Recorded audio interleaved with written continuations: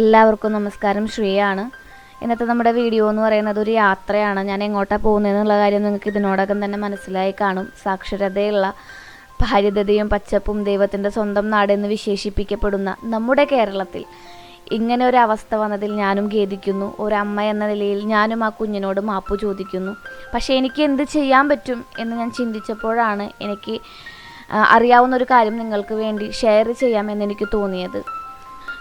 ഈ ലോകത്തിലെ ഏറ്റവും വൈകാരികമായ ഒരു ബന്ധമാണ് അമ്മയും കുഞ്ഞും എന്ന് പറയുന്നത്. ഒരു ജീവൻ നഷ്ടപ്പെട്ടാൽ ഏറ്റവും അധികം വേദനിക്കുന്നത് നമ്മൾ അമ്മമാരാണ്. സ്കൂൾ വിട്ട് വരാൻ വൈകിയാൽ, കൈയൊന്നും മുറിഞ്ഞാൽ, എന്തിന് ഒരു കുറുമ്പ് കാണിച്ചിട്ട് നമ്മൾ ഒരു അടി കൊടുത്തിട്ടുണ്ടെങ്കിൽ 2 മിനിറ്റ് കഴിയുമ്പോൾ നമ്മൾ പോയി ചോദിക്കും നമ്മുടെ മകനോട്, എടാ കണ്ണാ വേദനിച്ചോടാന്ന്. അങ്ങനെ ഒരു അമ്മയാണ് ഇന്നലെ 1.5 വയസ്സുള്ള തൻ്റെ പിഞ്ചു കുഞ്ഞിനെ പാറക്കെട്ടുകളുടെ ഇടയിലേക്ക് വലിച്ചു വീക്കി 1ഉം 2ഉം വട്ടം വലിച്ചു വീക്കി അതിൻ്റെ മരണം ഉറപ്പിച്ചതിന് ശേഷം മീനുകൾക്ക് തിന്നാനിട്ട് കൊടുത്തത്.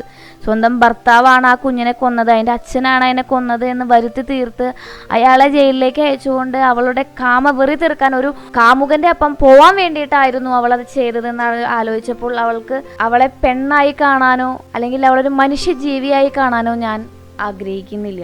9 മാസം ചുമന്നതുകൊണ്ടോ മുലയൂട്ടിയതുകൊണ്ടോ അല്ലെങ്കിൽ വേദന എടുത്ത് പ്രസവിച്ചത് കൊണ്ടോ ഒരു അമ്മയാവണില്ല. കൂരാക്കൂരി ഇരുട്ടിലെ അമ്മയുടെ തൂളിൽ കിടന്ന് മുന്നോട്ട് പോകുമ്പോൾ ആ കുട്ടി ചിന്തിച്ചിട്ടുണ്ടാവും, നക്ഷത്രങ്ങളെ കാണിച്ചു തരാൻ, അമ്പിളിയമ്മാവനെ കാണിച്ചു തരാൻ, കടലിൻ്റെ ഇരമ്പൽ കേൾക്കാൻ എൻ്റെ അമ്മനെ കൊണ്ടുപോയിരിക്കുമെന്ന്. മാറോട് ചേർന്ന് കിടന്നിട്ട് മാറിൽ നിന്ന് വലിച്ചു മാറ്റി പാറൽക്കൂട്ടത്തിലേക്ക് എറിയുമ്പോൾ അത് ചുറ്റും നോക്കിയിട്ടുണ്ടാവും, ദൈവമേ ഞാൻ വീണപ്പോൾ എൻ്റെ അമ്മ കൂടെ വീണിട്ടുണ്ടാവും, എൻ്റെ അമ്മ എന്തെങ്കിലും പറ്റിയിട്ടുണ്ടാവും, അമ്മ എന്ന് വിളിച്ച് അവൻ ഉറക്കെ കരഞ്ഞിട്ടുണ്ടാവും. വീണ്ടും വലിച്ചെറിയുന്നത് ആ അമ്മയുടെ കൈകളാണെന്നറിഞ്ഞപ്പോൾ ആ കുഞ്ഞു മനസ്സ്, അത് കുഞ്ഞായതുകൊണ്ട് ഒന്നും തിരിച്ചറിയാനാവാത്തത് കൊണ്ട് തന്നെ അത് വിചാരിച്ചിട്ടുണ്ടാവും, ദൈവമേ, അല്ലെങ്കിൽ ആ കണ്ണടയുമ്പോൾ അവസാനമായിട്ട് അടയുമ്പോൾ അത് ദൈവത്തോട് പ്രാർത്ഥിച്ചിട്ടുണ്ടാവും, ദൈവമേ എൻ്റെ അച്ഛനെയും അമ്മേനെയും കാത്തോളണേന്ന്. ഒരു നിമിഷം ഞാൻ എൻ്റെ ശ്രീകുട്ടനെ അവിടെ ഓർത്തുപോയി. നമ്മുടെ നാട്ടിൽ അല്ലെങ്കിൽ നമ്മുടെ ഇടയിൽ മക്കളില്ലാത്ത എത്രയോ അമ്മമാരുണ്ട്, ഒരു കുഞ്ഞിന് ജീവൻ കൊടുക്കാൻ പറ്റാത്ത എത്രയോ അമ്മമാരുണ്ട്, അല്ലെങ്കിൽ തൻ്റേതല്ലാത്ത കാരണങ്ങളാൽ മക്കൾ നഷ്ടപ്പെട്ട് ഇപ്പോഴും കരഞ്ഞു തീർക്കുന്ന എത്രയോ അമ്മമാരെ എനിക്കറിയാം. അവർക്ക് കൊടുക്കായിരുന്നില്ലേ നിനക്ക് ആ കുഞ്ഞിനെ? അമ്മ എന്ന വാക്ക് അർഹിക്കപ്പെടാത്ത അവളെ മാത്രം ഞാൻ കുറ്റം പറയില്ലേ. കാമം മൂത്ത് അവളുടെ പിന്നാലെ പുറകെ പോയ ആ കാമുകനും സ്വന്തം ഭാര്യയെ മനസ്സിലാക്കാൻ പറ്റാത്ത അല്ലെങ്കിൽ ഭാര്യയോട് ഒരു നിമിഷം പോലും ജീവിതത്തിലെ സുഖങ്ങളും സന്തോഷങ്ങളും പങ്കിടാൻ കഴിയാത്ത ആ ഭർത്താവും മക്കളെ ബന്ധങ്ങളുടെ വില പറഞ്ഞ് മനസ്സിലാക്കിപ്പിക്കാൻ പറ്റാത്ത അച്ഛനും അമ്മയും ഒക്കെ ഇതിൽ പ്രതികളാണ്. ഇനിയിപ്പോൾ കഴിഞ്ഞു പോയാൽ അല്ലെങ്കിൽ ചത്ത കുട്ടിയുടെ ജാതകം വായിച്ചിട്ട് ഒരു പ്രയോജനം ഇല്ലാന്ന് നമ്മുടെ നാട്ടിലൊരു പറച്ചിലുണ്ട്. അപ്പോൾ ഇന്നത്തെ വീഡിയോ അതുതന്നെയാണ്. ഒരു കുഞ്ഞിൻ്റെ ജീവൻ ഇനി നഷ്ടപ്പെടാതിരിക്കാൻ അല്ലെങ്കിൽ ഇനിയും ഇതുപോലെയുള്ള സംഭവങ്ങൾ നമ്മുടെ കേരളത്തിൽ നടക്കാതിരിക്കാൻ നമുക്ക് എന്ത് ചെയ്യാൻ പറ്റും? അപ്പോൾ അതിന് വേണ്ടിയിട്ടുള്ള ഒരു കുഞ്ഞറിവ്, എൻ്റെ ഒരു കുഞ്ഞറിവ് ഞാൻ നിങ്ങളിലേക്ക് പകരുകയാണ്. നമ്മളമ്മമാർ ഓരോ നിമിഷവും നമ്മൾ ഏറ്റവും മുന്തിയ സ്കൂളിൽ നമ്മളെ കുട്ടികളെ പഠിപ്പിക്കാൻ വിടുന്നു, ഏറ്റവും മുന്തിയ ഭക്ഷണം കൊടുക്കുന്നു. അങ്ങനെയാണ് 99% അമ്മമാരും. വെറും 1% അമ്മമാർ, 1% പോലും ഇല്ല, അതിലും കുറവുള്ള അമ്മമാർ മാത്രമാണ് ഇതുപോലെ നിഷ്ക്രൂരമായി ചിന്തിക്കുന്നത്. സ്വന്തം മക്കളെ കൊല്ലാനും അല്ലെങ്കിൽ അവരെ വലിച്ചെറിയാനും അനാഥരാക്കാനും ഒക്കെ ചിന്തിക്കുന്നവർ വെറും പോയിൻ്റായിട്ടുള്ള ശതമാനമായിട്ടുള്ള അമ്മമാരാണ്. അപ്പോൾ അവർക്ക് വേണ്ടിയിട്ടുള്ള ഒരു അറിവാണ്. നിങ്ങൾ നിങ്ങളുടെ മക്കളുടെ ജീവൻ എടുക്കും മുമ്പ് ഒന്ന് ചിന്തിക്കാൻ. നമ്മുടെ കേരളത്തിൽ ഒരുപാട് ഫെസിലിറ്റീസുകളുണ്ട് നിങ്ങളുടെ കുഞ്ഞിനെ ഉപേക്ഷിക്കാൻ വേണ്ടിയിട്ട്. നിയമ നടപടികളില്ലാത്ത രീതിയിൽ നിങ്ങൾക്ക് നിങ്ങളുടെ കൊച്ചിനെ ഉപേക്ഷിക്കാം. ജീവൻ എടുക്കുന്നതിനേക്കാൾ മുന്നേ 1098 എന്ന് പറയുന്ന ഒരു നമ്പറാണ്, പോലീസിൻ്റെ ഹെൽപ്പ് ലൈൻ നമ്പറാണ്.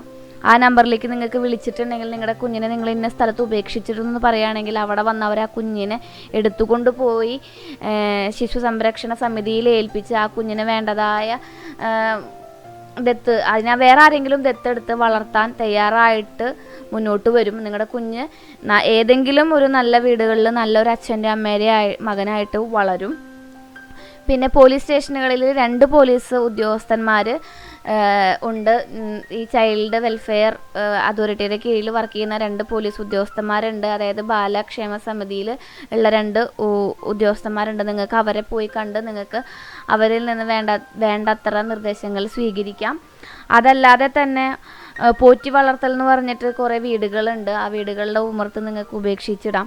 അല്ലെങ്കിൽ ദത്തെടുക്കൽ എന്ന് പറയുന്നത് എല്ലാത്തിനും ശേഷം വരുന്ന ഒരു പ്രക്രിയയാണ്. അതിനേക്കാളും മുന്നേ എനിക്ക് നിങ്ങളോട് പറയാനുള്ളത്, അമ്മ തൊട്ടിൽ എന്ന് പറഞ്ഞിട്ട് എല്ലാ ജില്ലാ ഹോസ്പിറ്റലുകളിലും ഒരു ഭാഗമുണ്ട്, ഒരു ഫെസിലിറ്റീസ് ഉണ്ട്. അവിടെ നിങ്ങളുടെ കുഞ്ഞിനെ നിങ്ങൾക്ക് ഉപേക്ഷിക്കാം. ഏത് പ്രായത്തിലുള്ള കുഞ്ഞാവട്ടെ, ജനിച്ച അപ്പം തൊട്ട് നിങ്ങൾ ഏത് പ്രായത്തിലുള്ള ഒരു കുഞ്ഞാവട്ടെ നിങ്ങൾക്ക് അതിനെ അവിടെ ഉപേക്ഷിക്കാം. അവിടെ നിങ്ങൾ ഉപേക്ഷിക്കുമ്പോൾ ഈ കാണുന്ന ഒരു രീതിയിലുള്ള ഒരു സെറ്റപ്പാണ് ഉണ്ടാകുന്നത്. ഈ റൂമിലോട്ട് നമ്മൾ കടന്ന് ചെല്ലുമ്പോൾ ഈ റൂം ഇങ്ങനെ ഓപ്പൺ ആവുന്നു. ഓപ്പൺ ആയാൽ നിങ്ങൾക്ക് ആ കുഞ്ഞിനെ അവിടെ ആ തൊട്ടിലിൽ കിടത്താം. തൊട്ടിലിൽ കിടത്തി അപ്പം തന്നെ ആ ഹോസ്പിറ്റലിൽ, അതായത് നമ്മൾ ഏത് ഹോസ്പിറ്റലിലാണോ കുഞ്ഞിനെ ഉപേക്ഷിച്ചത് ആ ഹോസ്പിറ്റലുകളിലെ ലേബർ റൂമിലത്തെ അലാം മുഴങ്ങുന്നു. അവിടെ നിന്ന് സിസ്റ്റർമാർ വരുന്നു. കുഞ്ഞിനെ പിൻഭാഗത്തു കൂടിയുള്ള ഒരു വാതിലിലൂടെ കൊച്ചിനെ അവരെടുത്ത് മാറ്റിയിട്ട് ഇതുപോലെ ശിശു ക്ഷേമ സമിതി, അതായത് ചൈൽഡ് വെൽഫെയർ CWC എന്ന് പറഞ്ഞിട്ടുള്ള ഒരു ചൈൽഡ് വെൽഫെയറിൻ്റെ ഒരു ഡിപ്പാർട്ട്മെൻറ്റിലേക്ക് അവർ ഫോൺ ചെയ്യുന്നു. ആ കുഞ്ഞിനെ അവർ കൊണ്ടുപോകുന്നു. ഈ നമ്മുടെ നാട്ടിൽ കുഞ്ഞുങ്ങളില്ലാതെ ദത്തെടുക്കൽ പ്രോസസ്സിലൂടെ തൻ്റെ സ്വത്തിൻ്റെ പകുതിയും അല്ലെങ്കിൽ മുഴുവൻ ഭാഗവും എഴുതി വെച്ച് കുഞ്ഞുങ്ങളെ ദത്തെടുക്കാൻ തയ്യാറായിട്ടുള്ള ഒരുപാട് ദമ്പതിമാരുണ്ട്. അവരുടെ കൈകളിലേക്ക് പ്രയോറിറ്റി വൈസ് എത്തിക്കുകയാണ് ചെയ്യുന്നത്. അതായത് ഇപ്പോൾ അതിങ്ങനെ കേരളത്തിൻ്റെ മൊത്തം പ്രയോറിറ്റി വൈസിലുണ്ടായിരിക്കും. ഒരുപാട് സംഘടനകളുണ്ട് ഇതുപോലെ ഇങ്ങനെ കുട്ടികളെ ദത്ത് കൊടുക്കുന്ന ഒരുപാട് സംഘടനകളുണ്ട്. അതിലേതെങ്കിലും ഒരു സംഘടന ഗവൺമെൻറ് എത്തിക്കുന്നത്, ഗവൺമെൻറ് ഹോസ്പിറ്റലിൽ നിന്ന് കിട്ടിയ കുട്ടിയാണെങ്കിൽ അവരെത്തിക്കുന്നത് ശിശുക്ഷേമ, അതായത് CWC ചൈൽഡ് വെൽഫെയർ ഡിപ്പാർട്ട്മെൻറ്റിലേക്കാണ്. അവിടുത്തെ ആ കുട്ടികളെ അവർ ഇതുപോലെ ദത്തെടുക്കുന്ന അച്ഛനമ്മമാരെ കയ്യിൽ ഏൽപ്പിക്കുകയാണ് ചെയ്യുക, പ്രയോറിറ്റി വൈസ്. അപ്പം നിങ്ങളുടെ കുഞ്ഞുങ്ങളെ നിങ്ങൾ കൊല്ലുന്നതിനേക്കാൾ മുമ്പ്, ഞാനിത് വളരെ മൈനറായിട്ടുള്ള അമ്മമാരെ കുറിച്ചാണ് പറയുന്നത്. ഇതുപോലെ എന്താ പറയുക, പിശാചിൻ്റെ മനുഷ്യൻ്റെ രൂപം പിശാചിൻ്റെ മനസ്സുമായിട്ടുള്ള ഒരുപാട് അമ്മമാർ ഇതുപോലെ ചെയ്യുന്നവരായിട്ട് നമ്മൾ ഈ ഇടയായിട്ട് കണ്ടുവരുന്നുണ്ടല്ലോ. രണ്ടാനച്ഛൻ തല്ലിക്കൊല്ലുന്നു, അമ്മ സ്വന്തമായിട്ട് കൊല്ലുന്നു. അപ്പം അങ്ങനെയുള്ള ക്രൂരമായ മനസ്സുണ്ട് നിങ്ങൾക്ക്. നിങ്ങളുടെ മക്കളെ വേണ്ട എന്നുണ്ടെങ്കിൽ, ആ ജീവനെ വേണ്ട, നിങ്ങൾ ആ ജീവനെ നശിപ്പിക്കാൻ പോവുകയാണെന്നുണ്ടെങ്കിൽ ഒരു ഒറ്റ മിനിറ്റ് ഒന്ന് ഇരുന്ന് ചിന്തിച്ചിട്ട് ഇതിലേതെങ്കിലും ഒരു കാര്യം ചെയ്യാൻ നിങ്ങളുടെ കാല് പിടിച്ച് അപേക്ഷിക്കുകയാണ് ഞങ്ങളെ അമ്മമാർ. കാരണം ഇത് കേൾക്കുമ്പോൾ ഞങ്ങൾക്ക് ഞങ്ങളുടെ മനസ്സിൽ വരുന്നത് ഞങ്ങളുടെ മക്കളെയാണ്, ഞങ്ങളുടെ മക്കളുടെ മുഖമാണ്.